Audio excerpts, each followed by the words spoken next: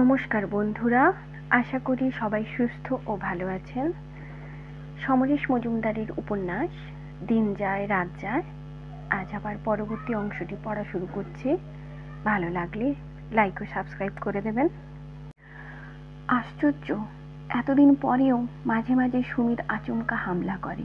সুমিতের কোনো বিশেষ ভঙ্গির সঙ্গে অরিত্রর ভঙ্গি মিলে গেলেই এমনটা হয়, অথবা কোনো বিশেষ প্রশ্নের জবাবে দুজনের কথা এক হয়ে গেলে এমনটা মনে আসে। অথচ দুজনের স্বভাব চরিত্র আলাদা। অরিত্র মার্জিত, পড়াশোনা বেশি না হলেও সংস্কৃতি মনস্ক। কলকাতার শিল্পী সাহিত্যিক মহলে ভালো জানাশোনা আছে, সকলেই ওকে ভালোবাসে। সুমিতের এসব কিছুই ছিল না।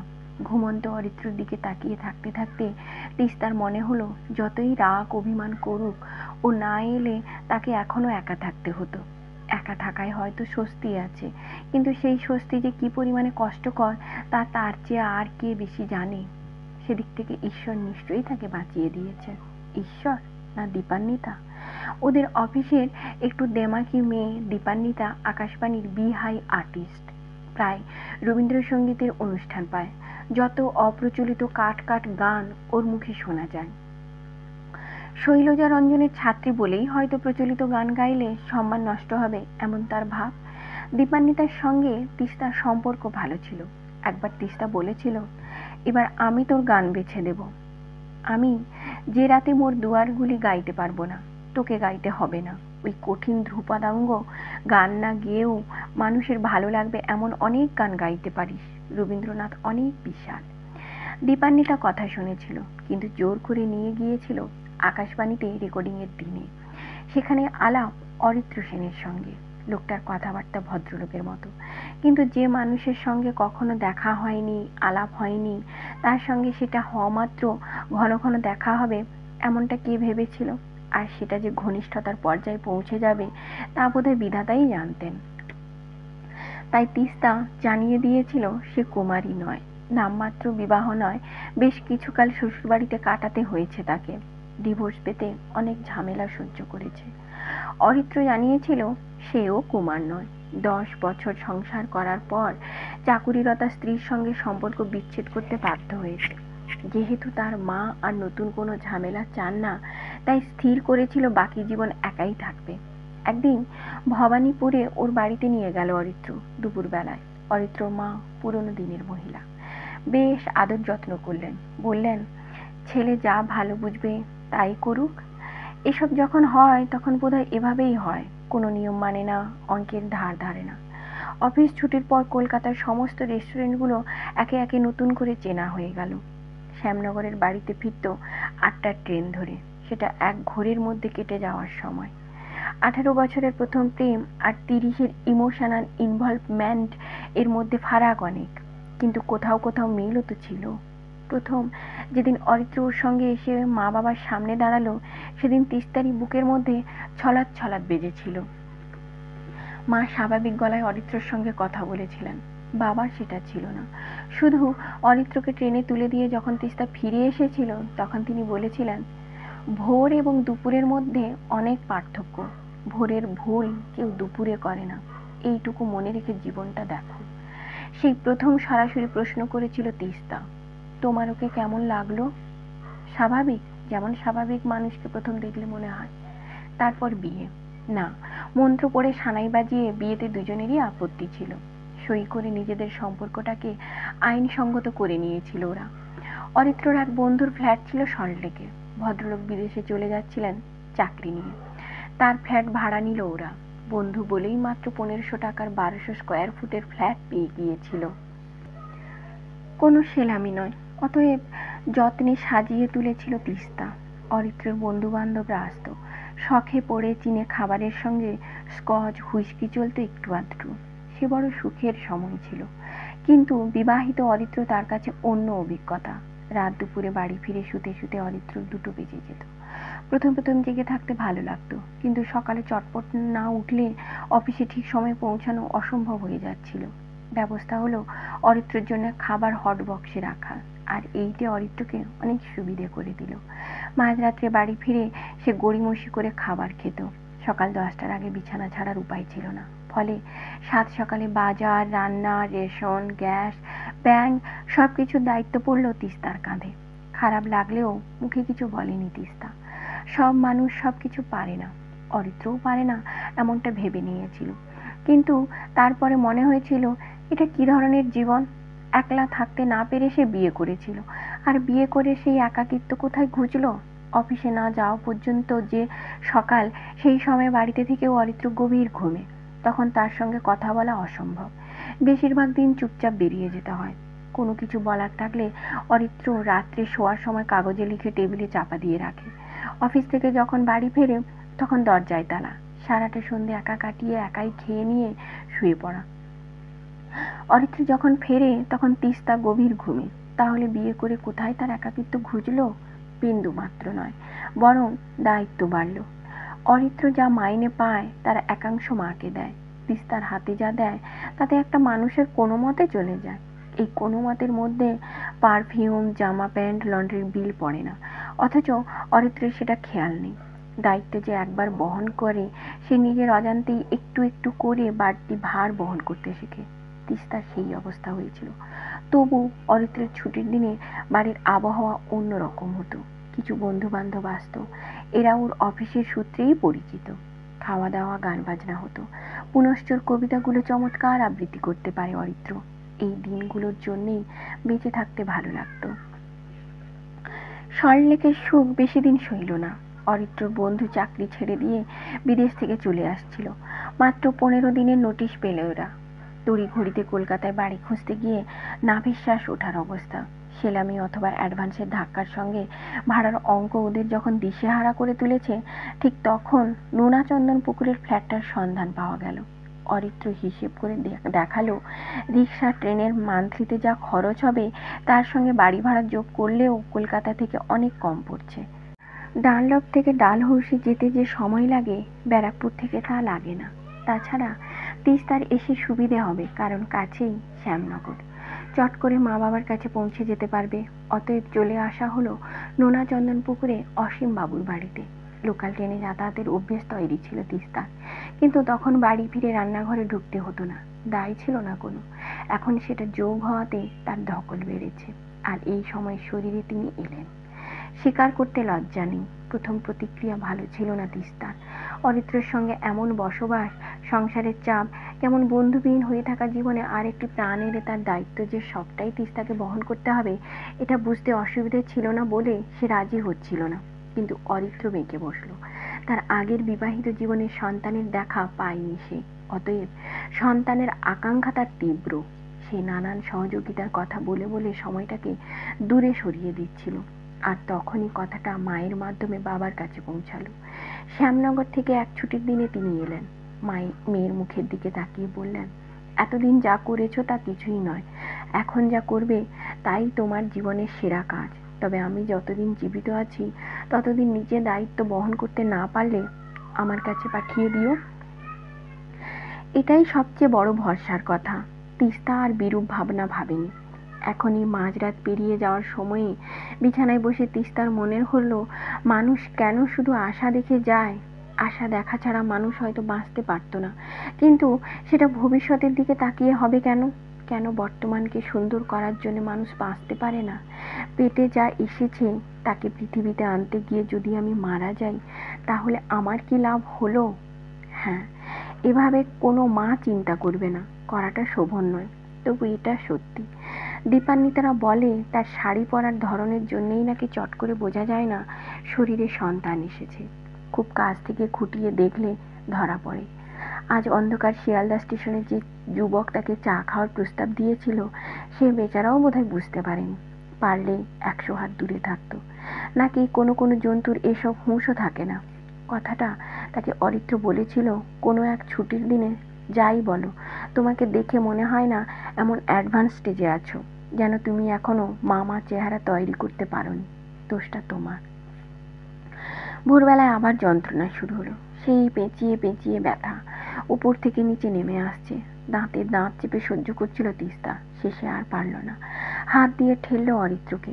ঘুমের ঘোরে প্রতিবাদ জানালো অরিত্র। চিৎকার করে উঠল তিস্তা, যন্ত্রণা সহ্য করতে না পেরে চিৎকার করে কেঁদে ফেলল। অরিত্র ধড়মড়িয়ে উঠে বসলো, বিড়বিড় করলো, কি হয়েছে? আমি পারছি না, আমাকে নার্সিংহোমে নিয়ে চলো। ঘন ঘন নিঃশ্বাস ফেলছিল তিস্তা। অরিত্র হাঁ করে তাকিয়েছিল, যেন কোনো কথাই তার মাথায় ঢুকছিল না। তারপর খেয়াল হতেই লাফিয়ে নামলো বিছানা থেকে। খুব নার্ভাস গলায় বলল, কি করি, এখন তো রিক্সাও পাবো না, সকাল অবধি। তুমি তুমি মিসেস চক্রবর্তীকে ডাকো, কোনো মতে বলতে পেরেছিল তিস্তা। তার আধ ঘন্টা বাদে তিস্তা যখন ডক্টর মল্লিকের নার্সিংহোমে, তখন আবার ব্যথাটা কমে এসেছে। ঘরে তখন কেউ নেই। জানলা দিয়ে সকালের আকাশ দেখছিল সে। একটু আগে পরীক্ষা করেছেন ডক্টর মল্লিক। ওর মুখ খুব গম্ভীর ছিল। এখন আবার ঢুকলেন হাসি মুখে। চলে এসে ভালো করেছেন মা। আমি ভাবছি সিজার করব, কাল অথবা পরশু। আপনি যা ভালো মনে করেন। আপনার হাজবেন্ড বলেছিলেন শ্যামনগরে যাবেন খবর দিতে, আপনার বাবা মায়ের সঙ্গে পরামর্শ করতে। দুদিন আমরা অপেক্ষা করতে পারি। এখনই করা যায় না? হেসে ফেললেন ডক্টর মল্লিক। এখনো কিন্তু তারিখ আসেনি। তারিখ চলে গেলে, পেন না আনতে পারলে যেটা করি সেটা এখনই করতে হচ্ছে কেন জানেন? আপনি মুক্তি পেতে চাইছেন। এর আগে ইস্যু হয়নি বলেছিলেন, কোনো অ্যাবর্শন? হ্যাঁ হয়েছিল, আমার তখন 18 বছর বয়স। কত দিনের? 1 মাসও নয়। That's nothing. মন চিন্তামুক্ত করুন, একটুও টেনশানে রাখবেন না। পৃথিবীর সবচেয়ে মূল্যবান ভূমিকায় স্বাভাবিকভাবে পৌঁছানোটা কাম্য, তাই না? সেই বিকেলে তাতা নিল। এবার ব্যথা শুরু হওয়া মাত্র নার্স লক্ষণ দেখতে পেলেন। যন্ত্রপাতির প্রয়োজন হয়নি। তিস্তা স্পষ্ট অনুভব করলো তার শরীরের ভেতর থেকে আর একটা শরীর বেরিয়ে এলো পৃথিবীতে। খানিক বাদে একটা কান্নার আওয়াজ। সঙ্গে সঙ্গে তার সমস্ত চেতনায় অদ্ভুত আরামবোধ ছড়িয়ে পড়ল। এত সুখ সে এই জীবনে পায়নি। চোখ বন্ধ হয়ে আসছিল। নার্স কানের কাছে ফিসফিস করছিল, এই যে শুনছেন, শুনুন। তিস্তা চোখ মেলেছিল। নার্স হেসেছিল, আপনার মেয়ে হয়েছে, দারুণ সুন্দর। পরের সকালে যখন চারধারে ঝকমকে রোদ, তখন তিস্তা মেয়ের চেহারা দেখল। অদ্ভুত শান্ত, একটা পুতুলের মতো কম্বলের ভাঁজে ঘুমিয়ে আছে। নার্স বলেছিল, এখন কিছুই বোঝা যাবে না, এই মুখ পাল্টে যাবে। সকালবেলায় সবাই মেয়ে দেখে বেরিয়ে গেলে অরিত্র তার পাশে বসে উদাসীন গলায় বলেছিল, আমার কপালে চিরকাল এমন হয়। শোয়া অবস্থাতে তিস্তা তাকালো মুখ ঘুরিয়ে। মানে? যখন কিছু আশা করি তখনই জানি উল্টোটা হবে। তুমি? আমার কোনো বিশেষ আশা ছিল না, যা পেয়েছি তাই ভালো। এভাবে ভাবলে তো সন্ন্যাসী হয়ে যেতে পারতাম। আমি কিন্তু ভেবেও হইনি। কথাবার্তা এগোয়নি, কথা বলার মতো অবস্থাও ছিল না। মেয়ে হয়েছে বলে অরিত্রর মন খারাপ হলে সে কিছুই করতে পারে না। ওর মন খারাপ যে কারণে, সেই কারণটাকে কিছুতেই সমর্থন করে না তিস্তা। তবে হ্যাঁ, পৃথিবীতে এসে আরও একজনকে লড়াইতে নামতে হবে, যদি না ততদিন সামাজিক অবস্থাটা পাল্টায়। এখনো এদেশে মেয়ে মানে প্রতি মুহূর্তেই লড়াইয়ের জীবন, যদি না সে দাসীবাদী হয়ে থাকতে চায়। তিস্তা জানে তার মেয়ে কখনোই সেরকম হবে না, কিন্তু সেই সময় আসবে আরও 18-20 বছর পরে। ততদিনে কি চেহারাটা বদলাবে না? এই 10 বছরে কত বদলে গেল। 10 বছর আগেও শীতকালে রাস্তায় মোজা পরা মেয়ে কটা দেখা যেত? হেসে ফেলল তিস্তা। কি অদ্ভুত একটা দৃষ্টান্তের কথা ভাবল সে। অদ্ভুত কিন্তু সত্যি। মেয়েদের জন্যে চটি পরা পায়ের মোজা বের হলো তো এই সেদিন। সুমিতদের বাড়িতে কেউ স্বপ্নেও ভাবতে পারত না। এখনো পারে কিনা তার জানা নেই। সেই রাত্রে বেরিয়ে আসতে না পারলেও আরো মাস 6 তাকে থাকতে হয়েছিল। 6টা মাস তার জীবনের অনেক কিছু কেড়ে নিয়েছিল। কানের কাছে অহরহ জমিটা লিখে দেবার প্রস্তাব শুনতে শুনতে প্রায় পাগল হয়ে উঠেছিল তিস্তা। শাশুড়িকে গিয়ে কথাটা জানিয়েছিল। সব শুনে ভদ্রমহিলা অদ্ভুত কথা বললেন, দেখো বৌমা, মেয়ে মানুষের জীবনে স্বামীর ঘরের কোনো বিকল্প নেই। ও যদি ভালো চাকরি পেয়ে তোমায় নিয়ে আলাদা সংসার পাতে, তাহলে তোমার বাবার উচিত জমিটা ওর নামে লিখে দেওয়া। আমি তো একটা টাকাও দেব না। তোমার বাবাও যদি না দেন, তাহলে ও বেচারা কোথায় যায় বলো দেখি? আপনি দিচ্ছেন না কেন? কারণ আমার যা আছে তা আমি ছোটটার জন্য রাখবো। কিন্তু ও তো আপনারও ছিলে। ইচ্ছে করে খুঁচিয়েছিল তিস্তা। হ্যাঁ, আমি বিয়েছিলাম, বাধ্য হয়েছিলাম। ওর বাপ শেয়ানা উন্মাদ। আমার বাবাকে মিথ্যে কথা বলে এ বাড়িতে বিয়ে দেওয়ানো হয়েছে। হঠাৎ যেন সচেতন হয়ে গেলেন মহিলা। না, তোমার সঙ্গে এই নিয়ে কোনো কথা বলতে চাই না। বাবা আসতেন খবর নিতে, কিন্তু কখনোই তিস্তা তাকে সুমিতের ইচ্ছের কথা বলতে চায়নি। শেষ পর্যন্ত চলে গেল সুমিত বিহারে। আর তার ফলে তিস্তা পরীক্ষা দিতে পারল নির্বিঘ্নে। মাস 2 বাদে সুমিত এলো। তার চেহারা পাল্টে গিয়েছে, বেশ চকচকে হয়েছে, জামা প্যান্টও দামি, বিদেশি পারফিউম ব্যবহার করছে। সুমিত জানালো সে এখন পুরোদমে চাকরি করছে। ম্যাডাম তার উপর খুব খুশি। উনি বলেছেন সে যেন তিস্তাকে নিয়ে একবার ওখান থেকে ঘুরে আসে। এখন তিস্তা যদি যেতে রাজি না হয় তাহলে তার সম্মান থাকবে না। ইচ্ছে ছিল না, কিন্তু তিস্তার মনে হলো সব মানুষের একটা না একটা সময়ে পরিবর্তন আসে। সুমিদেরও হয়েছে। অন্তত ওর চাল চলন কথাবার্তা যদি চাকরির কারণে পাল্টে গিয়ে থাকে তাহলে সেটা হওয়া অসম্ভব নয়। এই ক্ষেত্রে পুরনো জেদ আঁকড়ে ধরে থাকার কোনো মানে হয় না। সে যেতে রাজি হলো। রাঁচি এক্সপ্রেসে রাঁচিতে পৌঁছাতে সকাল। সেখান থেকে ট্রেন বদলে যে স্টেশনের নামলো সাধারণত রামপদ চৌধুরীর প্রথম দিকের উপন্যাসে সেই রকম স্টেশনের বর্ণনা পাওয়া যেত। ভালো লাগলো তিস্তার। স্টেশনে গাড়ি ছিল, সেটা তাদের নিয়ে এলো গেস্ট হাউসে। পাশেই রাজকীয় মহল। সুমিত জানালো ওটা ম্যাডামের বাড়ি, তিনি এখন বিলেতে আছেন। কুমার সাহেব রঙ্গলাল সুমিতের বন্ধু, বেশ শান্ত সুন্দর চেহারার যুবক। তিস্তার সঙ্গে যেচে এসে আলাপ করে গেল। বলল বিকেলে মহলে আসুন। চমৎকার বাংলা বলে। চলে যাওয়ার পর সুমিত বলল লালের সঙ্গে ভালো ব্যবহার করো, ও ইচ্ছে করলে ম্যাডামকে বলে ডিপোজিটের ব্যাপারটা ম্যানেজ করতে পারে। তিস্তা জানালো ম্যাডামের বয়স 36। রঙ্গলালের বাবা মোহনলাল 60 বছরের বৃদ্ধ, তিনি শয্যাশায়ী। দ্বিতীয় পক্ষের স্ত্রী মহলে আসার পরেই ওর স্ট্রোক হয়, সেই থেকে আর বিছানা ছাড়েননি। এত বছর ধরে ম্যাডাম স্বামী সেবা করে গেছেন, নিজের ব্যক্তিগত সুখের কথা ভাবেননি। এই যে তিনি বিলেত গিয়েছেন তাও স্বামীর জন্যেই। ডক্টর ব্যানার্ড নামের এক চিকিৎসকের সঙ্গে স্বামীর আরোগ্য নিয়ে আলোচনা করতে। যদি সম্ভব হয় তিনি ডক্টর ব্যানার্ডকে সঙ্গে নিয়ে ফিরবেন। রঙ্গলালের ব্যবসায় মন নেই, ফলে ম্যাডাম সুমিতের উপর নির্ভর করতে চান। সুমিত যে কাজে ডুবে গেছে তার প্রমাণও পেল তিস্তা। গেস্ট হাউসে পৌঁছে রঙ্গলালের সঙ্গে কথা শেষ করেই সেই যে সে কাজে বেরিয়ে গেল, ফিরে এলো সন্ধ্যায়। কদিন কলকাতায় যাওয়ায় যেসব গাফিলতি দেখতে পেয়েছে তাই ওর মাথায় গিজ গিজ করছে। স্নান সেরে তৈরি হয়ে সে তিস্তাকে নিয়ে মহলে গেল। বিয়ের পর সেদিনই প্রথম চমৎকার সেজেছিল তিস্তা। সুমিত পর্যন্ত বলেছিল দারুণ দেখাচ্ছে তোমাকে। রঙ্গলাল ওদের চমৎকার চা খাবার খাইয়েছিল। মহলের বৈভব দেখে মাথা ঘুরে যাওয়ার জোগাড়। কয়েক পুরুষের সঞ্চিত স্মৃতিচিহ্নের সঙ্গে আধুনিক জীবনযাত্রা অদ্ভুত মিশেল সেখানে। রঙ্গলাল ঘুরিয়ে ঘুরিয়ে সব দেখালো। একটা দরজার সামনে দাঁড়িয়ে বলল এ হলো আমার বাবার জায়গা, আমি আপনাকে ওখানে নিয়ে যেতে চাই না। কেন? তিস্তা প্রশ্ন করেছিল। উনি অশ্লীল শব্দ ছাড়া কথা বলতে পারেন না, এত বছর বিছানায় শুয়ে থেকে সুস্থ মানুষ দেখলে সহ্য করতে পারেন না। আপনি বরং মায়ের ঘরে চলুন, দেখার মতো ঘর, রঙ্গলাল বলেছিল। সত্যিই দেখার মতো ঘর। দেওয়ালের সিমেন্ট দেখা যায় না, পুরো দেওয়াল জোড়া ওয়ান পিস আয়না। আয়নাগুলো ইতালিতে তৈরি। দাঁড়ানো মাত্র ওর মনে হলো তিস্তা চারদিক থেকে ঘরে ঢুকলো। পায়ের তলায় পারস্যের কার্পেট, ফার্নিচারগুলো অত্যন্ত আধুনিক। খাটের দিকে তাকালে বোঝা যায় এটি যিনি ব্যবহার করেন তিনি কতখানি শৌখিন। সুমিত আর রঙ্গলাল কথা বলেছিল। তিস্তা ড্রেসিং টেবিলের সামনে গেল। প্রায় 100 বিদেশি পারফিউম, অধিকাংশের নাম সে এর আগে শোনেনি। 22 রকমের চিরুনি রয়েছে। গুনল তিস্তা, একটা কি হাতির দাঁতের। কোনো কিছু না ভেবেই সে ড্রেসিং টেবিলের ড্রয়ার ধরে টানলো। গোল করে রাখা একটা তারের এক পাশে ব্ল্যাক, অন্য পাশে অদ্ভুত দেখতে একটা জিনিস। লম্বা গোলাকার একটা বস্তুর গায়ে যেন কাঁঠালের ভুতি লাগানো হয়েছে। সে বিস্মিত গলায় দূরে দাঁড়ানো রঙ্গলালকে প্রশ্ন করলো এটা কি জিনিস? অদ্ভুত দেখতে তো।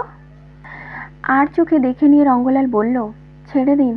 কথাটা বলার সময় রঙ্গলালকে বেশ অস্বস্তি পড়তে হলো দেখতে পেল তিস্তা। সেই সামান্য ঝুঁকি জিনিসটাকে দেখতে যেতেই রঙ্গলাল এগিয়ে এলো। Forget that. কেন? এই প্রশ্নটা করা মাত্র তিস্তার মনে হলো বড্ড বেশি কৌতূহল দেখিয়ে ফেলেছে। অনেক আগেই তার চুপ করে যাওয়া উচিত ছিল। সে ড্রেসিং টেবিলের সামনে থেকে সরে গেল। পাশের ঘরটি লাইব্রেরি, দেওয়াল জোড়া বই। এটাও নাকি ম্যাডামের সংগ্রহ।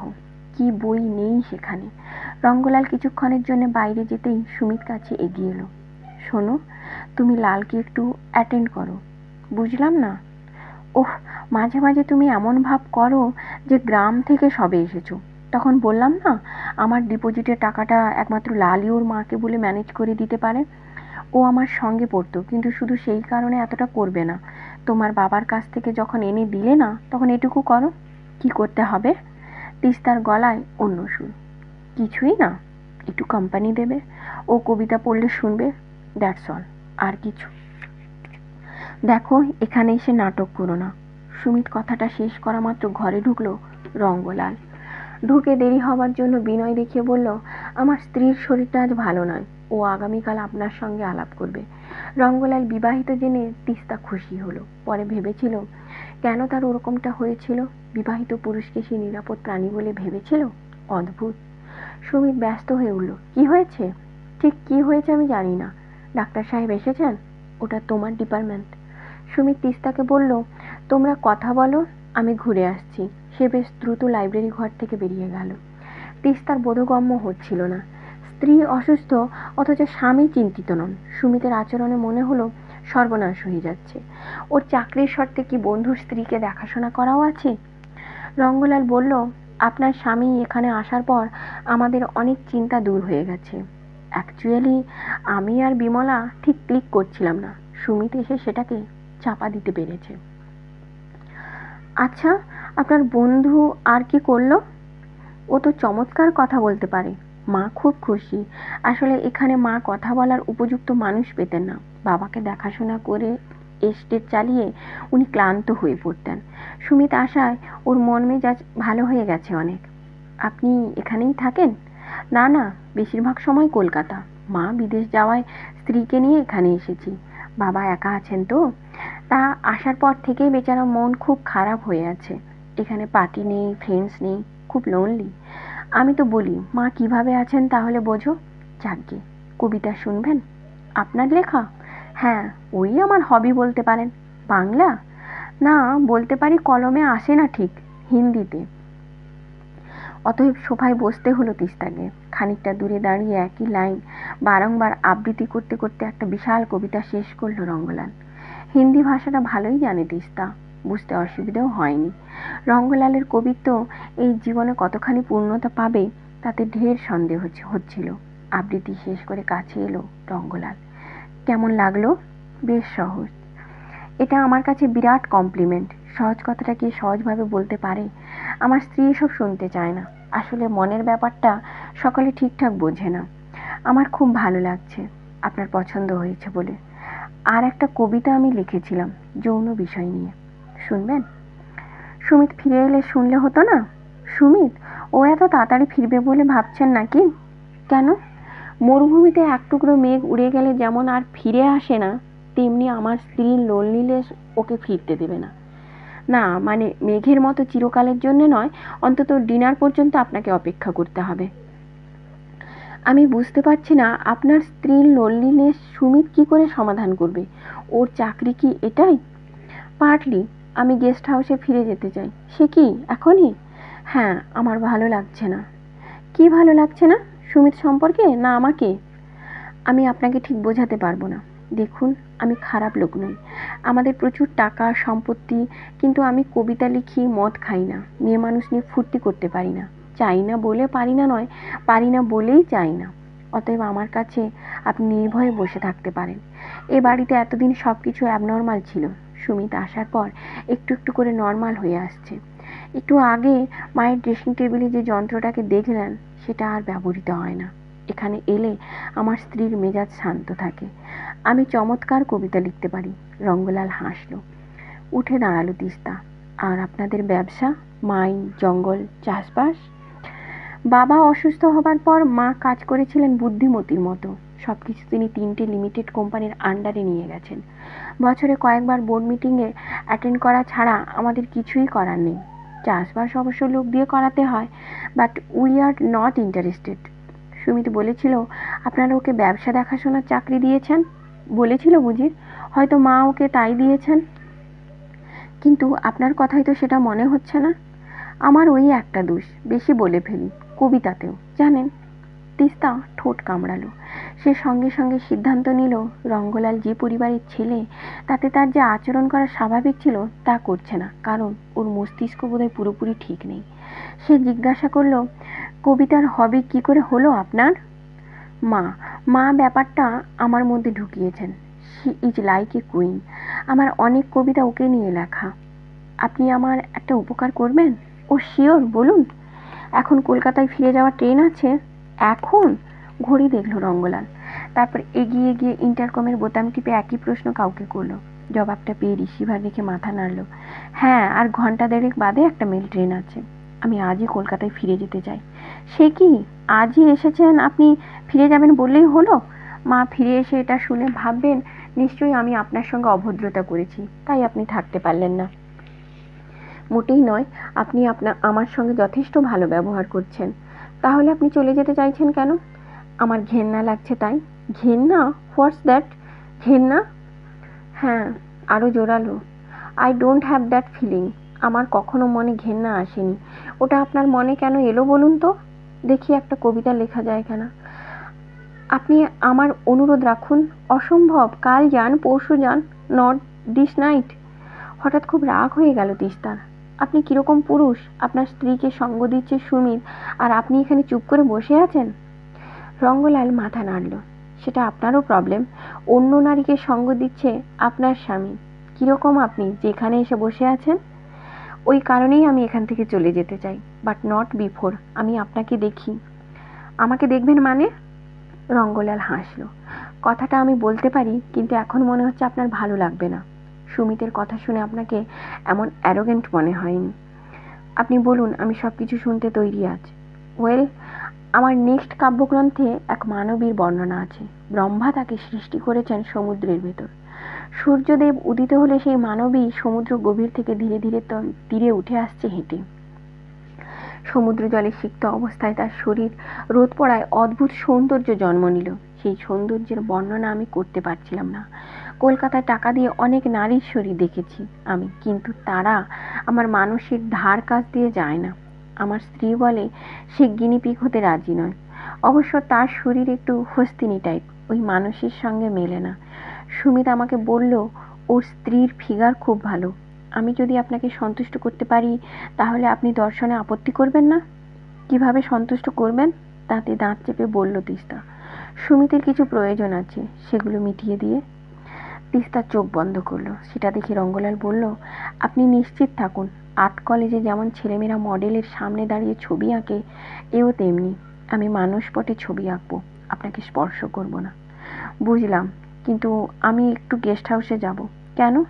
ব্যাপারটা নিয়ে আমাকে ভাবতে হবে। নিশ্চয়ই। আমি খুশি হলাম আপনি ফিরে যাওয়ার কথা ভাবছেন না। চলুন, আপনাকে আমি এগিয়ে দিয়ে আসি। মহল থেকে বেরোবার সময় অনেক সেলাম কুড়িয়ে রঙ্গলাল বলল, সত্যি আপনি খুব অদ্ভুত মহিলা, আমার স্ত্রীর চেয়ে অদ্ভুত। গেস্ট হাউসের দারোয়ানকে ডেকে রঙ্গলাল হুকুম করল, মেম সাহেব যা বলবে তাই সঙ্গে সঙ্গে করে দেবে। তারপর তিস্তার দিকে ফিরে বলল, 1 ঘন্টা পরে আমাদের দেখা হতে পারে মায়ের ঘরে। মায়ের ঘরে? হ্যাঁ, ওই ঘরে কোনো দেওয়াল নেই, দেখেছেন নিশ্চয়ই। নীল আলো জ্বালিয়ে দিলে সমুদ্রের মতো মনে হবে। আমি এসে নিয়ে যাব, কেমন? রঙ্গলাল চলে গেল। ঘরে ঢুকে একটুও সময় নষ্ট করলো না তিস্তা। সুটকেস থেকে যা যা বের করেছিল সব চটপট আবার ঢুকিয়ে নিল। আর মাত্র 45 মিনিট সময় আছে। ট্রেন যদি ঠিক সময়ে থাকে তাহলে যে করেই হোক তাকে পৌঁছতে হবে। আসার সময় গাড়িতে 8 ঘন্টা লেগেছিল। এই রাত্রে হেঁটে সেখানে পৌঁছানোর কথা ভাবা বোকামি, অতএব মিথ্যে কথা বলতে হবে। সে বেরিয়ে এলো বাইরে। দূরে মহলের ঘরগুলোয় আলো জ্বলছে। ওরই একটা ঘরে সুমিত এখন এ বাড়ির বউরানির সেবায় ব্যস্ত। শরীর গুলিয়ে উঠল ওর। তিস্তাকে দাঁড়াতে দেখে ছুটে এলো দারোয়ান। মেম সাহেব। তিস্তা বলল, আমার একটু বাইরে যাওয়া দরকার, গাড়ি আছে? হ্যাঁ মেম সাহেব, 2 গাড়ি হ্যাঁ। ড্রাইভারকে বলো গাড়ি নিয়ে আসতে। মিনিট খানেকের মধ্যেই একটা অ্যাম্বাসেডার সামনে এসে দাঁড়ালো। তিস্তা দেখলো ওই ড্রাইভারই তাদের স্টেশন থেকে এখানে এনেছিল। হঠাৎ সে বুঝতে পারলো সুটকেস নেওয়া চলবে না। সে সুটকেস নিয়ে গাড়িতে উঠলেই দারোয়ান মহলে খবর দেবে। দ্বিতীয় গাড়িতে ওদের স্টেশনে পৌঁছাতে বেশি দেরি হবে না। সুটকেসে শাড়ি জামা রয়েছে, ওগুলোর মায়া বাড়িয়ে কোনো লাভ নেই। সে সোজা এগিয়ে যেতে ড্রাইভার পেছনের দরজা খুলে দিল। গাড়িতে বসে তিস্তা বলল, একটু নিরিবিলিতে কিছুক্ষণ ঘুরতে চাই। জি মেম সাহেব। ড্রাইভার গাড়ি চালু করলো। পেছনে পড়ে রইল মহল, আলোকিত গেস্ট হাউস, তার সুটকেস। খানিকটা যাওয়ার পর তিস্তা জিজ্ঞাসা করলো, এই রাস্তা কোন দিকে গিয়েছে? রামগড় মেম সাহেব। স্টেশনটা কোন দিকে? বাঁয়া। ওখানে একবার চলো তো। গাড়ি একটু এগিয়ে বাঁ দিকে বাঁক নিল। তিস্তা দেখলো পেছনের অন্ধকারে কোনো হেডলাইটের আলো নেই। এত তাড়াতাড়ি দরোয়ান নিশ্চয়ই খবর দেবে না। তার মনেই হতে পারে মেম সাহেবদের খেয়ালের একটা হলো নির্জনে ঘুরে বেড়ানো। স্টেশনটা দেখা যাচ্ছিল। হিসেব মতো আর 10 মিনিট বাকি ট্রেন আসতে। ড্রাইভারকে গাড়ি পার্ক করতে বলল তিস্তা। তারপর কোনো ব্যাখ্যা না দিয়ে সে স্টেশনে ঢুকে পড়ল। টিকিট কাউন্টার খোলা, কোনো যাত্রী নেই। ব্যাগ থেকে টাকা বের করে তিস্তা বলল, একটা কলকাতার টিকিট দিন। মেল ট্রেন 8 ঘন্টা লেট। 8 ঘন্টা? তিস্তা কেঁপে উঠল। হ্যাঁ, দেব। এখন কোনো ট্রেন নেই? একটা প্যাসেঞ্জার আছে। থাক। অসহায়ের মতো প্ল্যাটফর্মে দাঁড়ালো সে। কি করা যায়? তিস্তা মরিয়া হলো। বাইরে বেরিয়ে এসে সোজা গাড়িতে উঠে জিজ্ঞাসা করলো, ড্রাইভার, গাড়িতে কত তেল আছে? 30 লিটার। রাঁচিতে যাওয়া যাবে? রাঁচি? এখন? হ্যাঁ, আমার একটা ওষুধ দরকার, খুব জরুরি। ঠিক হ্যায়, লাল সাহেব কো আমার বলা আছে। থামিয়ে দিল তিস্তা। লোকটা বলল যে মেম সাহেবের ফিরে আসতে 1:30-2 বেজে যাবে, খুব কষ্ট হবে। ওষুধটার নাম যদি লিখে দেন তাহলে সে নিজেই নিয়ে আসতে পারে। কিন্তু তিস্তা বলল যে ওষুধটা একটা ইঞ্জেকশন, সে নিজে না গেলে কোনো কাজ হবে না। অতএব ড্রাইভার গাড়ি ঘোরালো। পথ যেন শেষ হচ্ছিল না। রাস্তা ভালো, কিন্তু মাঝে মাঝেই জঙ্গল পড়ছিল। দ্রুত গতিতে গাড়ি ছুটছিল। তিস্তা জানে এতক্ষণে রঙ্গলাল জেনে গেছে ব্যাপারটা। প্রথমে সে যাবে স্টেশনে, হয়তো সুমিতর সঙ্গে থাকবে। টিকিট কাউন্টারে সমস্ত ঘটনাটা ও শুনতে পাবে। তারপর ওরা কি সন্দেহ করবে সে গাড়ি নিয়ে রাঁচি গেছে? খুবই স্বাভাবিক সেটা। সঙ্গে সঙ্গে রাঁচি রওনা হবে ওরা। হতে পারে সুমিত পারবে, কেননা সে তিস্তাকে হাতছাড়া করতে চাইবে না। সেই গাড়ি অন্তত 30-40 মিনিট পরে রওনা হয়ে তাদের ধরে ফেলতে পারে। পেছনে হেডলাইট দেখলেই বুকের ভেতর ড্রাম বাজছিল। এখন মাঝ রাস্তায় নেমে পড়ার কোনো উপায় নেই। ড্রাইভারটা যে রাজি হয়েছে এই ঢের। একে আর বোকা বানাতে যাওয়া বোকামি হবে। খোলা থাকলে এদেশে বাজার হাসপাতালের মধ্যে কোনো পার্থক্য নেই, কিন্তু এখন রাঁচি শহরে ঢুকে তিস্তার মনে হলো সবকিছু বন্ধ হয়ে গেছে। কিছু রিক্সা ঘুরে বেড়াচ্ছে যত্রতত্র। সে ড্রাইভারকে জিজ্ঞাসা করলো, বড় ওষুধের দোকান জানা আছে? নেহি মেম সাহেব। স্টেশনের দিকে চলো। স্টেশন শব্দটা উচ্চারণ করার পর নজর করেছিল লোকটার দিকে। না, তেমন কিছু সন্দেহ হয়েছে বলে মনে হলো না। সেই রাত্রে স্টেশনে যে ট্রেন, সেটা কোথায় যাচ্ছে জানার প্রয়োজন ছিল না তিস্তার। যা কিছু স্টেশনের প্ল্যাটফর্ম ছেড়ে যাচ্ছে তাই যেন মুক্তির পথে এগোচ্ছে, এমন ভাবনা ওর মাথায় কাজ করছিল। ট্রেনটা যখন প্ল্যাটফর্ম ছাড়লো তখনও ড্রাইভার বাইরে গাড়িতে। তখনও সুমিতেরা এসে পৌঁছায়নি শহরে। খুব ধীরে চলা ট্রেনটার কামরায় বসে প্রাথমিক উত্তেজনা কমে যাওয়ার পর তিস্তা সহযাত্রীদের লক্ষ্য করলো। এত কম মানুষ কেন? ট্রেন মানেই তো ভিড় উপচে পড়া। সামনে বসা এক বিহারি প্রৌঢ়কে সে জিজ্ঞাসা করলো, এই ট্রেন কোথায় যাবে? আমি রামগড়ে যাব, লোকটা হিন্দিতে জবাব দিল। হতভম্ব হয়ে গেল তিস্তা। হায় ঈশ্বর, সে কোন ট্রেনে উঠে পড়ল? সুমিতের সঙ্গে এইরকম একটা ট্রেনে চেপে সে রঙ্গলালের স্টেশনে নেমেছিল। এত ছুটে উত্তেজনা নিয়ে এখানে এসে কি লাভ হলো? আবার সে ফিরে যাচ্ছে সেই স্টেশনে। তিস্তার শরীর এলিয়ে দিল পেছনের দেওয়ালে। ভালোই হলো, স্টেশনে দাঁড়িয়ে থাকলে নির্ঘাত ধরা পড়ে যেতে হতো। ওরা চিন্তাও করতে পারবে না, আবার ওদের ওই দিকেই সে যেতে পারে। কিভাবে কলকাতায় এসেছিল সেটা বড় কথা নয়, কলকাতায় ফিরে কোথায় উঠবে তাই ছিল চিন্তার বিষয়। সুমিতের বাড়ি মানে সুমিতের অস্তিত্ব। যতই ওর মা মুখে বলুন সুমিত তার ছেলে। যখন ইচ্ছা হবে সুমিত সেখানে যেতে পারে। তার পক্ষে আর সুমিতের সঙ্গে এক বাড়িতে থাকা সম্ভব নয়। অপমান যখন ব্যক্তিগত পর্যায়ে থাকে তখন অনেক কিছু সহ্য করা যায়। সুমিত সেটাকে বাইরে টেনে নিয়ে গেছে নিজের আখের গোছানোর লোভে। জিনিসপত্র সবই সুমিতদের বাড়িতে। সেখানে যে এর মধ্যে সুমিত পৌঁছে যায়নি তার নিশ্চয়তা কোথায়? হাওড়া স্টেশন থেকে শিয়ালদায় চলে এলো তিস্তা। তখন সে প্রায় বিধ্বস্ত। শ্যামনগরের টিকিট কেটে লোকাল ট্রেনে উঠে আঁচলটাকে ভালো করে শরীরে জড়িয়ে নিল। স্টেশন থেকে বাড়ি বেশ দূরে নয়, লাইন ধরে হেঁটে গেলে কয়েক মিনিট।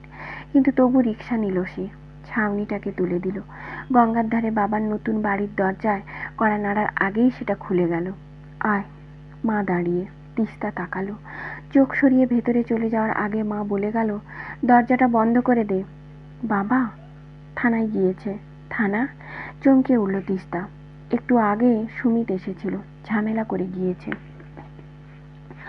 দরজা বন্ধ করার কথা আর মাথায় রইল না। ধপ করে বাইরের ঘরের সোফায় বসে পড়ল তিস্তা। তাহলে ওরা তার আগেই এখানে পৌঁছে গিয়েছে? কি ঝামেলা করেছে সুমিত যে বাবাকে থানায় যেতে হলো? সঙ্গে জিনিসপত্র নেই? মা আবার ভেতরের দরজায় এসে দাঁড়ালো। নিঃশব্দে মাথা নেড়ে না বলল তিস্তা। বাথরুমে যা, স্নান কর, আমি শাড়ি জামা বের করে দিচ্ছি। মা আবার চলে গেল। তিস্তা অবাক হচ্ছিল। মা তার কাছে কিছুই জিজ্ঞাসা করছে না, কেন এমন হলো, কিভাবে সে ফিরেছে, কিছুই না। কিন্তু স্নান শব্দটা তিস্তাকে অনুপ্রাণিত করলো। সে শরীরটাকে তুলল। একটু পরে বাথরুমে দাঁড়িয়ে ওপর থেকে নেমে আসা জলের ঢল শরীরে ছড়িয়ে বন্ধ করে কেঁপে উঠল তিস্তা। সেই অবস্থায় মাথা ঝাঁকালো সে। না, আর কখনো পিছন দিকে তাকাবে না সে। এতদিনের সবকিছু নিহাতি ভুল। যা ভুল তা ভুলে যাওয়াই ভালো। তার নিজস্ব পোশাক মায়ের কাছে থাকার কথা নয়। কানপুরে যখন ছিল তখন তো স্কার্ট পরতো। বাবা শ্যামনগরে বাড়ি করার পর যে কদিন এসেছে কিছু রেখে যাওয়ার কথা মনে হয়নি। এই শাড়ি যা তার শরীরে, তা মায়ের শাড়ি, জামাটাও। কিন্তু এগুলো প্রায় নতুন এবং রঙিন। মা আজকাল রঙিন কিছু ব্যবহার করে না। তাহলে কি অনেক কাল আগে কেনা এবং মায়ের সঞ্চয়ে ছিল? আর চমৎকার কাজে লেগে গেল। বাথরুম থেকে বেরিয়ে তিস্তার মনে হলো তার প্রচণ্ড ঘুম পাচ্ছে। সে আর দাঁড়াতে পারছে না।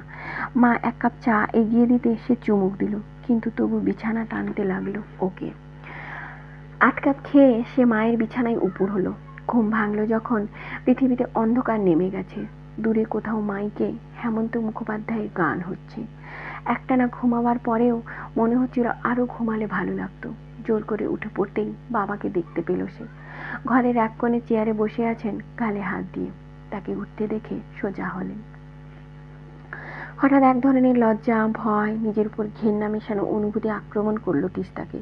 হাঁটুতে মুখ রেখে কেঁদে উঠল সে, এবং একবার কান্না শুরু হতেই সে আবিষ্কার করলো ব্যাপারটা তার নিয়ন্ত্রণে নেই। বুকের আনাচে কানাচে যেন অনেক জলের ধারা এতকাল মুখ বন্ধ অবস্থায় ফুঁসছিল।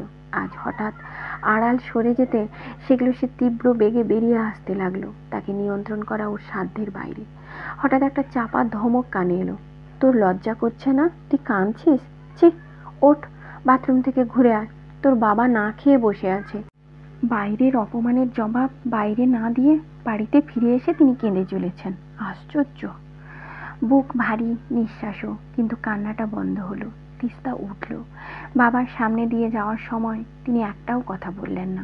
বাথরুম থেকে ফিরে এসে দেখল বাবা খাওয়ার টেবিলে বসে গেছেন। তিস্তা দাঁড়িয়েছিল। প্লেটে খাবার দিতে দিতে মা ডাকলেন, আয়। তিস্তা এগিয়ে এসে বাবার উল্টো দিকে বসলো। 3 জন মানুষ চুপচাপ খেয়ে গেল। একটুও ইচ্ছে করছিল না। মায়ের ধমক খেয়ে গিলতে হলো তিস্তাকে। খাওয়া যখন প্রায় শেষ তখন বাবা বললেন, কাল তোমাকে থানায় যেতে হবে। আমি ডায়েরি করেছিলাম তুমি মিসিং বলে। কেন, কি অবস্থায় পড়ে তোমাকে এভাবে আসতে হলো তার একটা স্টেটমেন্ট তৈরি করে কাল থানায় নিয়ে যাবে। This is very important. মাথা নেড়েছিল সে। বাবা শেষ পর্যন্ত তার সঙ্গে কথা বললেন, এই স্বস্তিতে। মায়ের পাশে শুয়েছিল কিন্তু ঘুমাতে পারছিল না। হঠাৎ মনে হচ্ছিল পৃথিবীর কোথাও তার জন্য একটু ঘুম নেই। ঘরে নীল আলো জ্বলছে। মা একটা হাত ভাঁজ করে চোখের উপর রেখেছে। তিস্তা ভেবে পাচ্ছিল না এরা কেন তাকে কিছু জিজ্ঞাসা করছে না। ব্যাপারটা যত ভাবছিল তত অস্বস্তি পাচ্ছিল। সে মায়ের দিকে তাকালো, তারপর চুপচাপ বিছানা থেকে নামলো। ছেলেবেলা থেকেই সে দেখেছে বাবা এবং মা একসঙ্গে শোয় না। তখন এক ঘরে 2টো খাট ছিল, এখন ঘর বেশি বলেই আলাদা ঘর। তার মনে পড়ল না কখনো বাবার সঙ্গে মাকে ঝগড়া করতে শুনেছে। বাবা মাকে কখনো তার সামনে একটা কড়া কথা বলেননি। তবু এমন আলাদা হয়ে থাকে কেন 2টো মানুষ, তা বুঝতে পারে না তিস্তা। বাবার ঘরে অন্ধকার। ধীরে ধীরে এগিয়ে গিয়ে বাবার মাথার পাশে বসলো সে। ওর ধারণা সত্যি হলো, বাবা জেগেই ছিলেন। বাবার একটা হাত তার পিঠে উঠে এলো। তিস্তা নিচু গলায় বলল, বাবা, আমি হেরে গেলাম। তাকে প্রচণ্ড অবাক করে বাবা জিজ্ঞাসা করলেন, কিসে? নাড়া খেলো তিস্তা। সত্যি তো কিসে হারলো সে?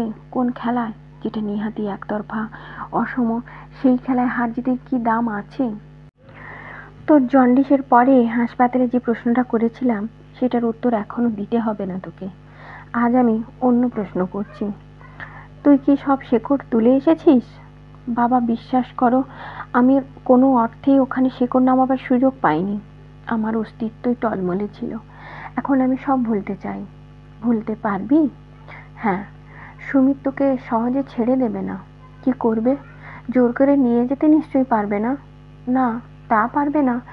এই সুমিত তোর অচেনা ছিল না? হ্যাঁ বাবা, বিয়ে আগে ও এরকম ছিল না। ঠিকই, আমরা সবাই চিরকাল একরকম থাকি না। যা, শুয়ে পড়। আর ঘুম আসছে না বাবা? মন থেকে ভাবনা সরিয়ে ফেল, ঘুম এসে যাবে। হঠাৎ কি হলো? তিস্তা বাবার পাশে শুয়ে পড়ল। তুমি তাহলে আমার গায়ে হাত বুলিয়ে দাও আগের মতন। শ্যামনগর থানার দারোগা স্টেটমেন্ট পড়লেন, তারপর বললেন, এসব যদি ঘটে থাকে তাহলে জল অনেক দূর গড়াবে। ভেবে দেখুন, পরে স্বামীর কাছে সারেন্ডার করবেন না তো? এখনো সময় আছে। তিস্তা বলল, না। দারোগা বললেন, তবু ভাবতে বলছি। বাঙালি মেয়েদের তো জানি, মার খাচ্ছে, কপাল ফাটছে, কিন্তু স্বামী নরম গলায় ডাকলেই ছুটে যাচ্ছে। আমি সে ধরনের মানুষ নই। আচ্ছা, কিন্তু মুশকিল হলো আপনার অভিযোগ পেয়ে সুমিতবাবুকে আমি অ্যারেস্ট করতে পারি, কিন্তু কোর্টে আপনি প্রমাণ করতে পারবেন না কিছুই। কারণ কেউ সাক্ষী দেবে না যে রঙ্গলালের কাছে সুমিতবাবু আপনাকে, বুঝতেই পারছেন, শ্বশুরবাড়িতে যে অত্যাচার করা হতো তারও কোনো প্রমাণ নেই। আছে? হঠাৎ মঙ্গলার মুখ মনে এলো। মঙ্গলা কি সাক্ষী দেবে? তাছাড়া ওরা অনেক কথা বলবে। আপনি কিছুদিন আগে অ্যাবর্শন করিয়েছেন, যখন সুমিতবাবু কলকাতায় ছিল না। যতই জোর করে ওরা করাক, কোনো ডাক্তার সেটা স্বীকার করবে না। আপনি অ্যাডাল্ট, নিজের ইচ্ছেই করেছেন, কারণ সুমিতবাবুকে আপনি পছন্দ করতেন না। কোর্টে এটা আপনার বিপক্ষে যেতে পারে। বিচারকদের তো সেন্টিমেন্ট আছে। বাবা পাশে বসেছিলেন। তাহলে? একমাত্র আপনার বাড়িতে ওর হামলা যা প্রতিবেশীরা দেখেছে তা নিয়ে কিছু করার চেষ্টা করা যেতে পারে। আমি ডিভোর্স চাইছি, তিস্তা বলল। চাইতে আপনি নিশ্চয়ই পারেন। কোন গ্রাউন্ডে? অত্যাচার। আবার বলছি, প্রমাণ করতে পারবেন না। বাবা বললেন, সুমিত কি জোর করে ফিরিয়ে নিয়ে যেতে পারে? দারোগা মাথা নাড়লেন, না, পারে না। আর সেই চেষ্টা করলে আমি ওকে ছেড়ে দেব না, এটুকু কথা আপনাদের দিচ্ছি। অদ্ভুত হতাশায় আক্রান্ত হচ্ছিল তিস্তা। ফিরে আসার সময় রিকশায় বসে কথা বলতে পারছিল না। বাবা বসেছিলেন গম্ভীর মুখে। দারোগা যা বললেন সেটা যুক্তির কথা। তুমি আবেগে আক্রান্ত হয়ে কাউকে জীবনের সঙ্গী হিসেবে গ্রহণ করতে পারো, কিন্তু বাস্তবের আঘাতে যদি শেষ পর্যন্ত চোখ খুলে যায়, তাহলে নিজস্ব অস্তিত্ব আলাদা করতে পারবে না। আইন নামক মস্তিষ্ক, জাত সাঁড়াশির হাত একটু আলগা হবে না যতক্ষণ তুমি সপক্ষে প্রমাণ হাজির করতে পারছো। তিস্তা মাথা নাড়ল। এসবে কি এসে যায়? সুমিত তার কাছে মৃত। একটি মৃত মানুষকে নিয়ে এত ভাবনা ভাববার কোনো দরকার নেই। অথচ ভাবতে হলো। পরদিন সকালে সুমিত এলো একটা অ্যাম্বাসাডারে চেপে, সঙ্গে আরো 3 জন লোক। তারা গাড়ি থেকে নামলো না অবশ্য। বাবাই দরজা খুলেছিলেন। জিজ্ঞাসা করেছিলেন, কি চাই? সুমিত হেসেছিল। আচ্ছা শুনুন, যা হবার তা হয়ে গেছে। মানুষ মাত্রই ভুল কাজ করতে পারে, হয়তো আমিও করেছি। বাবা মাথা নেড়েছিলেন। আমি কোনো কথা শুনতে চাই না। তুমি আমার বাড়িতে কখনো আসবে না। আশ্চর্য, আমার স্ত্রী আপনার বাড়িতে থাকলে আমাকে আসতেই হবে? কথাবার্তা একটু স্বাভাবিকভাবে বলুন। শেষের দিকে সুমিতের গলায় তরল সুর। তিস্তা ভেতরের দরজায় দাঁড়িয়েছিল। লোকটা কি চায় সে বোঝার চেষ্টা করছিল। বাবা না ডাকলে ভেতরে যাবে কি না বুঝতে পারছিল না। সুমিতের সামনে দাঁড়াতে তার বিন্দুমাত্র ইচ্ছে করছিল না। এত কাণ্ডের পরে কেন এলো ও? কিন্তু তখনই তার পাশ দিয়ে মা ঘরে ঢুকলো। ওকে ভেতরে এসে বসতে বলো, যা বলার ভদ্রভাবে বলুক। কথা শেষ করে মা আবার গম্ভীর মুখে ভেতরে চলে গেল। বাবা দরজা থেকে সরে দাঁড়ালেন। সুমিত ভেতরে ঢুকে সোফায় বসলো। আপনার মেয়েকে ডাকুন। কেন? বাহ, আমি এসেছি, আমার সঙ্গে ওকে যেতে হবে? না, সে যাবে না। আমি ওর সঙ্গে কথা বলতে চাই, সে আমার স্ত্রী। আপনি কেন খামোখা আমাদের মধ্যে আসছেন? যান, ডাকুন। তিস্তা আর পারল না। ধীরে ধীরে ঘরে ঢুকে বলল, কি চাও? তোমাকে। যেন চাবুকের আঘাত পড়ল সারা শরীরে। চোখ কুঁচকে উঠল উত্তরটা শুনে। সুমিত বলল, মিস আন্ডারস্ট্যান্ডিং হয়ে গেছে। লালের কথাবার্তা ঠিক নেই। কি বলতে কি বলেছে, চলো ফিরে যাবে। শোনো সুমিত, আমি তোমাকে ঘেন্না করি। তোমার সঙ্গে আর আমার থাকা সম্ভব নয়। তুমি তোমার কাজ করো, আমাকে বিরক্ত করো না। তিস্তা স্পষ্ট বলল, তুমি আমাকে ঘেন্না করো? হ্যাঁ। কারণটা জানতে পারি? তুমি আমাকে জিজ্ঞাসা করছো, নিজে জানো না? না, আমি তোমাকে কোনো ব্যাখ্যা দেব না। আমি জানি না তোমার কাছে কি অপরাধ করেছি, কিন্তু আমাকে না বলে সন্ধেবেলায় লালের মহল থেকে বেরিয়ে কার সঙ্গে বাইরে রাত কাটিয়েছো তা নিয়ে কিন্তু আমি কোনো প্রশ্ন তুলছি না। আমি বলছি সব ভুলে যাও, ফিরে চলো। তুমি এই বাড়ি থেকে বেরিয়ে যাও। রাগ করছো? বেরিয়ে যাও। চিৎকার করলো তিস্তা। চেঁচাচ্ছ কেন? আমি তো বেরিয়ে যেতে আসিনি। আমি পাড়ার লোক ডাকবো। কোনো লাভ হবে না। আমার সঙ্গে যে 3 জন এসেছে তারা ওদের দাঁড়াতে দেবে না। শোনো, আমি লালকে কথা দিয়ে এসেছি, তোমাকে আমার সঙ্গে ফিরে যেতে হবে, নইলে ম্যাডাম ফিরে এসব জানতে পারলে ঝামেলা করবেন। তিস্তা ঘুরে দাঁড়ালো। বাবা, তুমি এখনই থানায় যাও, অফিসার কথা দিয়েছেন প্রোটেকশন দেবেন। বাহ, এর মধ্যে থানায় যাওয়া হয়েছিল নাকি? কোন অফিসার? গাড়িতে বসা ছেলেরা একবার থানায় গেলে লোকটাকে আর চিনতে পারবে না, তা জানো? থানা দেখাচ্ছে। সুমিত উঠে এগিয়ে এলো। চলো, খবরদার সামনে আসবে না। কি করবে, খুন করবে নাকি? সুমিত হাসলো।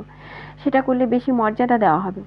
আচ্ছা তিস্তা, আমার চাকরির জন্য তোমাকে আমার দরকার, এটা একটা সহজ সত্যি কথা, কিন্তু যদি না পাই তাহলে আমি তোমাকে ছেড়ে দেব না। তোমার মাথা থেকে পা পর্যন্ত অ্যাসিডে পুড়িয়ে দেব, তারপরও বাঁচলে বাঁচবে, মরলে মরবে। আমি তোমাকে 7 দিন সময় দিলাম। আচমকা ঘুরে বেরিয়ে গেল সুমিত। গাড়ি চালু হবার আওয়াজ হলো, শব্দটা মিলিয়ে গেল শেষ পর্যন্ত। পাথরের মতো দাঁড়িয়েছিল তিস্তা। তার চোখের সামনে দিয়ে বাবা বেরিয়ে গেলেন। মা এলো পাশে। তোর বাবা কোথায় গেল? নীরবে জানি না বলল তিস্তা। ওর এই স্বভাবের কথা তুই জানতিস না? চোখ বন্ধ করলো তিস্তা, তারপর চোখের জল চাপতেই ঘন ঘন মাথা নাড়ল। তোর কিছুদিন এখানে থাকা উচিত নয়। মানে? সুমিত যা বলল তাই করবে? কি বলছো তুমি? এটা কি মগের মুলুক? আজ যদি ওর সঙ্গীরা ঘরে ঢুকে তোর উপর অত্যাচার করতো, কি করতে পারতাম আমরা? চেঁচাতাম, লোক জড়ো হতো, কিন্তু যদি ওরা গুন্ডা হয় তাহলে ঠিক ফিরে যেত। তাই হলে তাই হোক, আমি কোথাও যাব না। বোকার মতো কথা বলিস না, সবসময় জেদ ধরে থাকলে চলে না। তোকে যদি ডিভোর্স পেতে হয় তাহলে বুদ্ধি খাটাতে হবে। কি করে? তোর মাসিমার দেওর খবরের কাগজে কাজ করে, খুব নামকরা রিপোর্টার। তুই তো যাস না, তুই জানিস না। এদের সঙ্গে পাল্লা দিতে পারে ওরাই, ওর কাছে যেতে হবে আমাদের। মা বলল, তুমি যাবে? হ্যাঁ, কিন্তু ভদ্রলোক কি করতে পারেন? কলকাতা শহরে তোর বাবার বেশি চেনা মানুষ নেই, পরামর্শ নেওয়ার জন্য কার কাছে যাওয়া দরকার তাও জানা নেই। মান্তুর দেওর হয়তো সেটা দিতে পারবে। বাবা থানা থেকে ফিরে এসেছিলেন গম্ভীর মুখ নিয়ে। দারোগা তাকে বলেছেন 24 ঘন্টা পুলিশ পোস্টিং দেওয়া সম্ভব নয়, কিন্তু সুমিত আসা মাত্র যদি তাকে জানানো হয় তাহলে তিনি ব্যবস্থা নিতে পারেন। ভদ্রলোকের কথায় আজ একটুও আশার আলো দেখতে পাননি বাবা। মায়ের প্রস্তাব শুনে বাবা প্রথমে আপত্তি করেছিলেন। ওকে নিয়ে যেও না। কেন? বলা যায় না কিছু, যেটা বাড়ি বয়ে এসে বলে গেল রাস্তায় পেলে যদি সেটাই করে ফেলে। আমার আর কিছু ভালো লাগছে না। দেশটা কোথায় গেল? মা বলল, যাওয়ার সময় তো দিয়ে গিয়েছে, তাছাড়া নিশ্চয়ই সব জায়গায় ওত পেতে বসে নেই। বাবাকে সঙ্গে নেওয়া হলো না। বাবা যেন আর টেনশন সহ্য করতে পারছিলেন না। দুপুরে মাকে নিয়ে তিস্তা বের হলো। বাইরে পা দিয়েই তার অদ্ভুত অস্বস্তি হচ্ছিল। যে কোনো মুহূর্তে কেউ তাকে আক্রমণ করতে পারে, ক্ষতি করতে পারে, এমন একটা ভয় প্রবল হচ্ছিল। শিয়ালদায় নেমে ওরা ট্যাক্সি নিল। বারংবার পিছনে তাকিয়ে সে সন্দেহ হলো সুমিত বা কেউ তাদের অনুসরণ করছে কিনা। ধর্মতলায় খবরের কাগজের অফিসের 4 তলায় উঠে মাসির দেওয়ারকে দেখে সে বেশ হতাশ হলো। একটা বড় হল ঘরে অনেক কর্মীদের সঙ্গে বসেছিলেন তিনি। চেহারাও সাধারণ। পরিচয় দিতে হলো মাকে। সঙ্গে সঙ্গে ব্যস্ত হয়ে বললেন, ছি ছি, আপনি কষ্ট করে কেন এলেন? কি অবস্থা দেখুন, আপনি বৌদির দিদি, অথচ আমাদের মধ্যে কোনো যোগাযোগ নেই। মা বললেন, চিরকাল বাইরে থেকেছি, সেটাই কারণ। ভদ্রলোকের নাম সুখেন্দু রায়। ওদের নিয়ে এলেন একটি নির্জন ঘরে। বললেন, সমস্যা কি বলুন। মা সব কথা পরিষ্কার করে বলে গেলেন। ভদ্রলোক একটা কাগজে নোট করে যাচ্ছিলেন। তিস্তার মনে হলো সাংবাদিক হিসেবে উনি এই অভ্যেসটা রপ্ত করেছেন। মায়ের কথা শেষ হবার পর সুখেন্দু তিস্তাকে কিছু প্রশ্ন করলেন। রঙ্গলাল এবং তার ব্যবসা ছাড়াও সুমিতের বাড়ির কথা জানতে চাইলেন। তারপর অপারেটরকে একটা নাম্বার দিতে বললেন। উল্টো দিকের মানুষটি সাড়া পেলে প্রথমে সামান্য খুশ গল্প করে বললেন, একটা উপকার করতে হবে। আমার এক আত্মীয়া তার স্বামীর অত্যাচারে বাড়ি থেকে বেরিয়ে আসতে বাধ্য হয়েছে। ও এখন আছে শ্যামনগরের বাপের বাড়িতে। আমি আপনাকে নাম ঠিকানা দিচ্ছি।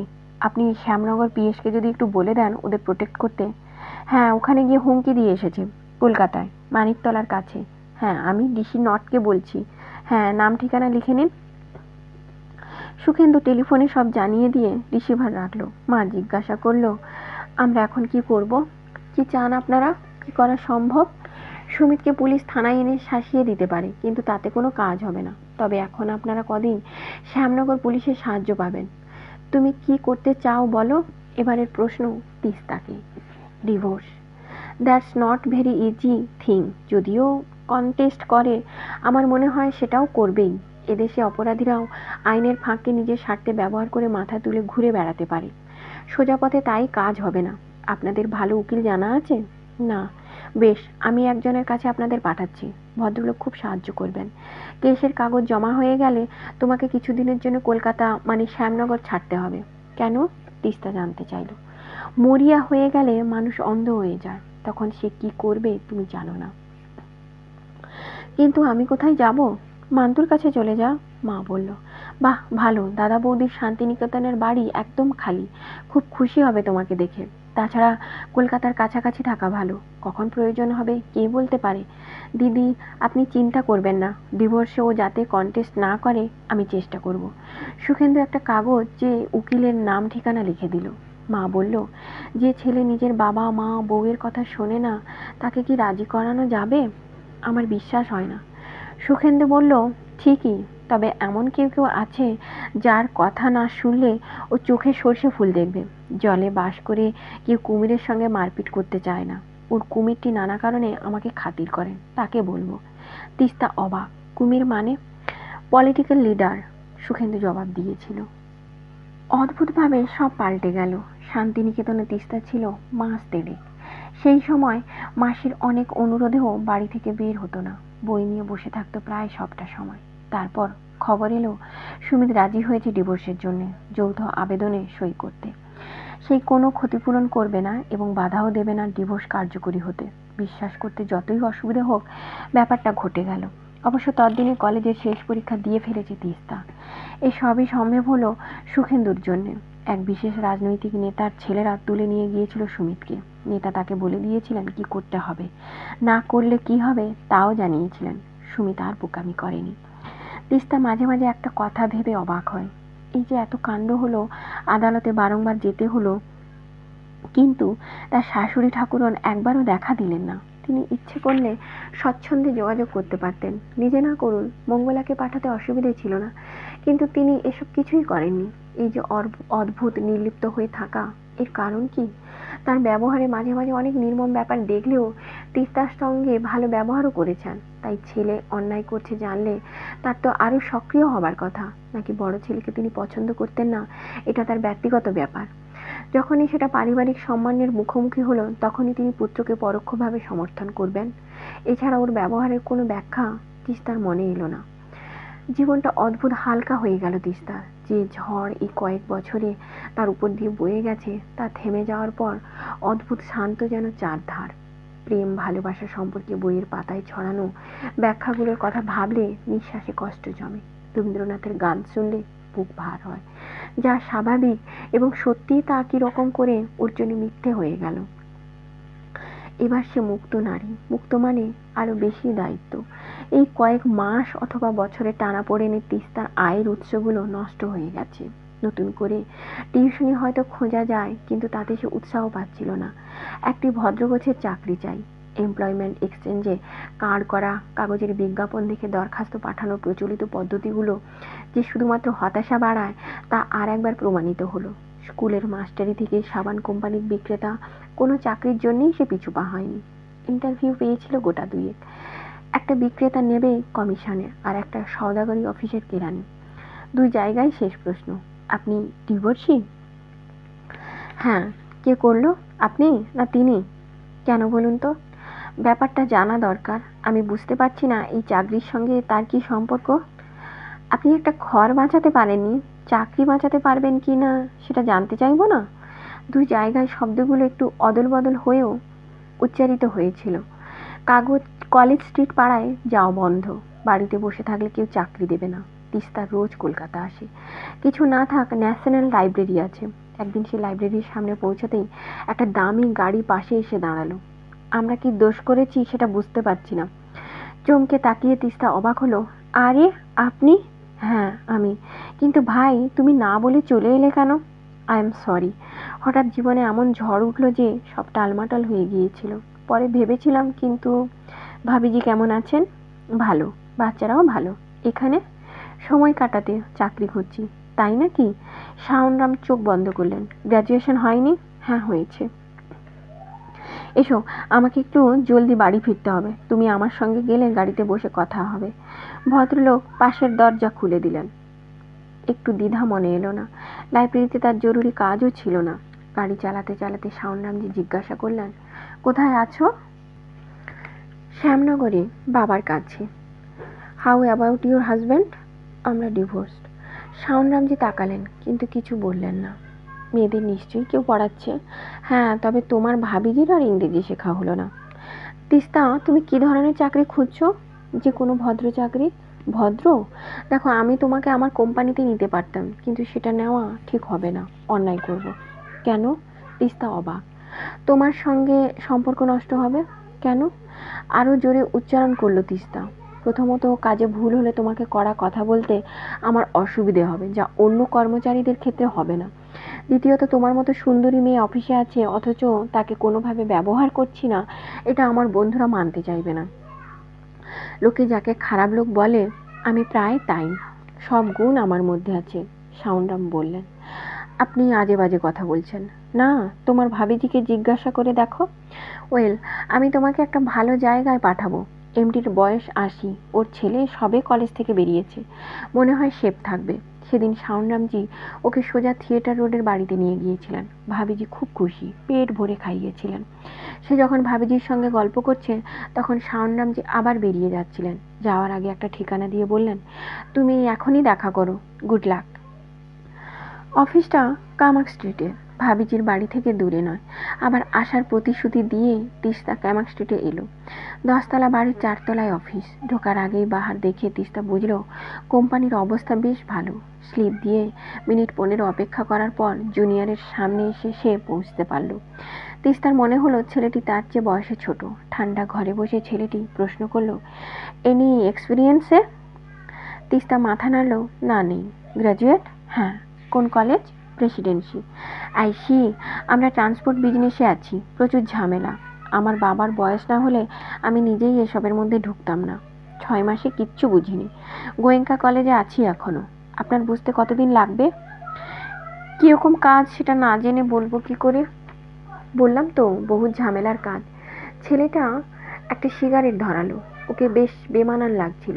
ধোঁয়া ছেড়ে ছেলেটি বলল, বাবা একটু আগে বললেন আপনি আসছেন, কত মাইনে চান? আমি যে পোস্টে কাজ করব তার নিশ্চয়ই একটা স্কেল আছে। না, নেই, ওসব এখানে নেই। আমরা যাকে যেমন খুশি তেমন মাইনে দিই। আপনি জয়েন করলে এই অফিসের সেকেন্ড মেয়ে হবেন। কত হলে চলে? এই সময় ইন্টারকমে আওয়াজ উঠল। তড়িঘড়ি অ্যাস্ট্রেতে সিগারেট চেপে ছেলেটি রিসিভার তুলল। জি, হ্যাঁ, নিয়ে আসছি। রিসিভার নামিয়ে রেখে সোজা হয়ে দাঁড়ালো ছেলেটি। চলুন, বাবা এখন ফ্রি আছেন। শুনুন, বাবার মুখের উপর একটা কথাও বলবেন না। সিনিয়রের ঘরের দরজায় সোনালি ধাতুতে লেখা এমডি। অফিসটা বেশ বড়, অন্তত 70 মানুষ কাজ করছেন। টেলিফোন অপারেটর মহিলা ওর দিকে তাকালেন। এরা কি জেনে গেছে সে কেন এসেছে? দরজা ঠেলে ভেতরে ঢুকতেই বৃদ্ধকে দেখতে পেল তিস্তা। পা ভাঁজ করে চেয়ারের উপর তোলা, খুব রোগা, পাকা চুল এবং পাকা গোঁফ অদ্ভুত কম্বিনেশন তৈরি করছে। সিনিয়র জিজ্ঞাসা করলেন, কোনো কথা বলেছ? জুনিয়র মাথা নাড়ল, না। তাহলে কি করছিলে এতক্ষণ? খেকিয়ে উঠলেন সিনিয়র। তারপর তিস্তার দিকে তাকিয়ে বলেন, কি নাম তোমার? তিস্তা নাম বলল। সিনিয়রের সেটা পছন্দ হলো বলে মনে হলো না। শাওন তোমাকে পাঠিয়েছে, গ্র্যাজুয়েট। ঠিক আছে, তুমি একটা দরখাস্ত লেখো। আমার কোম্পানিতে জুনিয়র এক্সিকিউটিভ হিসাবে জয়েন করতে চাও? হ্যাঁ, চটপট এখানে বসেই লিখে ফেলো। সিনিয়র একটা কাগজ এগিয়ে দিলেন। সংকোচ না করে লিখে ফেলল তিস্তা। লিখে এগিয়ে দিল। সিনিয়র সেটা পড়লেন, মাথা নাড়লেন। গুড, কোনো ভুল নেই। জুনিয়র দাঁড়িয়েছিল, বলল, প্রেসিডেন্সির স্টুডেন্ট, তুমি জানলে কি করে? সিনিয়র তাকালেন। ওইটুকুই জিজ্ঞাসা করেছিলাম, বিড়বিড় করল জুনিয়র। সিনিয়র রুমালে নাক ঝাড়লেন। সর্দির ধাত আছে বোধহয়। তারপর বললেন, তুমি 2100 পাবে, নো ডিএ অর এনিথিং। যেমন কাজ করবে তেমন ইনক্রিমেন্ট হবে। তোমার কাজ হবে সমস্ত করেসপন্ডেন্স আপ টু ডেট রাখা। ওকে কোণের ঘরটা দেখিয়ে দাও। তিস্তার জীবনের প্রথম চাকরি। ওই ঘরে আরও 3 জন বসেন। 3 জনের বয়সই 50-এর কাছাকাছি। দুদিনেই তার টেবিলে ফাইলের পাহাড়। জবাব লিখতে তাকে প্রায় সিনিয়রের ঘরে যেতে হচ্ছে। কোম্পানি কাকে কীরকম জবাব দিতে চায় তা তার পক্ষে জানা সম্ভব নয়। সিনিয়র যতই বিশ্রী মেজাজের মানুষ হন না কেন, কাজের ব্যাপারে খুব সিরিয়াস। কোনো পার্টি কেমন সেই বুঝে তাকে কি লিখতে হবে তার রীতিনীতি কয়েকদিন বলে দেবার পর তিস্তার নিজেরই আন্দাজ হয়ে গেল। এখন নেহাত আটকে না পড়লে তিস্তাকে সিনিয়রের ঘরে যেতে হয় না। অফিসটা খারাপ নয়, কর্মচারীরা বেশ নিরীহ। ক্রমশ সে জানতে পারল কর্মচারীদের মধ্যে মাত্র 4 জন 2000-এর উপর মাইনে পায়, অথচ লোকগুলো কাজ করে মাথা গুঁজে। কোথাও কোনো প্রতিবাদ নেই। আজ এই পর্যন্তই। পরের অংশটি আবার পরের ভিডিওতে নিয়ে আসছি। ভালো থাকবেন, সুস্থ থাকবেন, আর ভালো লাগলে লাইক ও সাবস্ক্রাইব করে দেবেন।